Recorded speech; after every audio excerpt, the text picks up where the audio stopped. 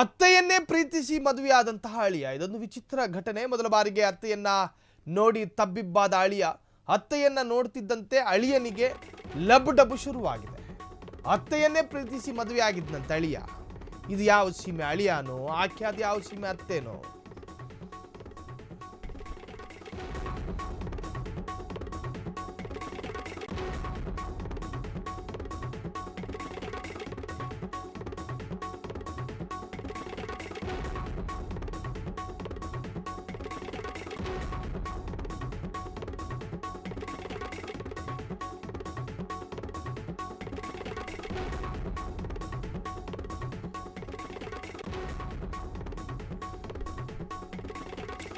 ಇದು ಅತ್ತೆ ಅಳಿಯನ ಅಂದರ್ ಬಾಹರ್ ಕಹಾನಿ.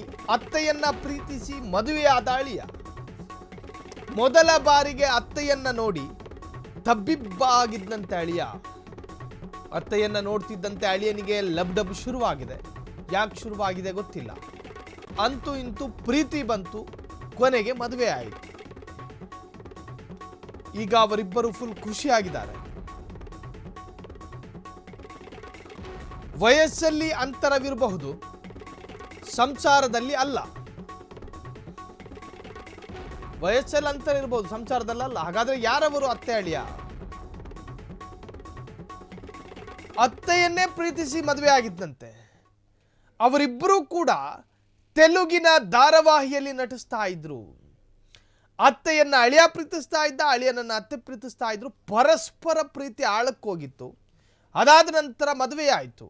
ಅವರಿಬ್ಬರೂ ಕೂಡ ತೆಲುಗಿನ ಧಾರಾವಾಹಿಯಲ್ಲಿ ನಟಿಸ್ತಾ ಇದ್ರಂತೆ.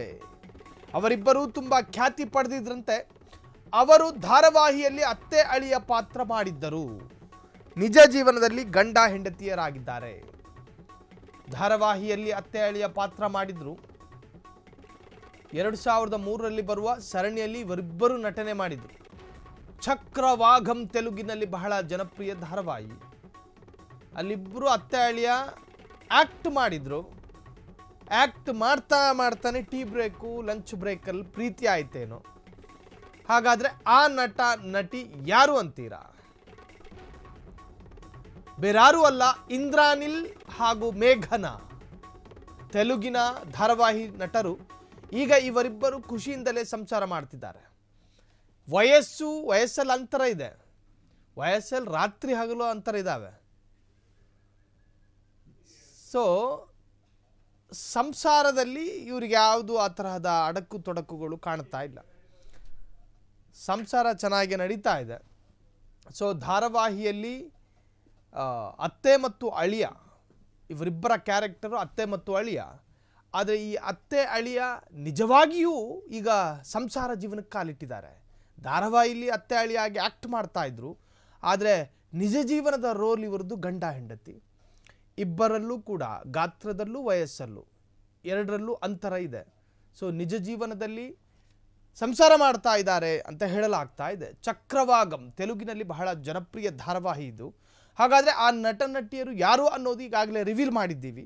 ಬೇರಾರೂ ಅಲ್ಲ, ಇಂದ್ರಾನಿಲ್ ಹಾಗೂ ಮೇಘನಾ. ಈಗ ಇವರಿಬ್ಬರು ಖುಷಿಯಿಂದ ಸಂಸಾರ ಮಾಡ್ತಿದ್ದಾರಂತೆ. ಹಾಗಾದರೆ ಖುಷಿಯಿಂದ ಇರುವಂತಹ ಸಂಸಾರ ಚೆನ್ನಾಗಿರಲಿ ಅನ್ನೋದೇ ನಮ್ಮ ಆಶಯ.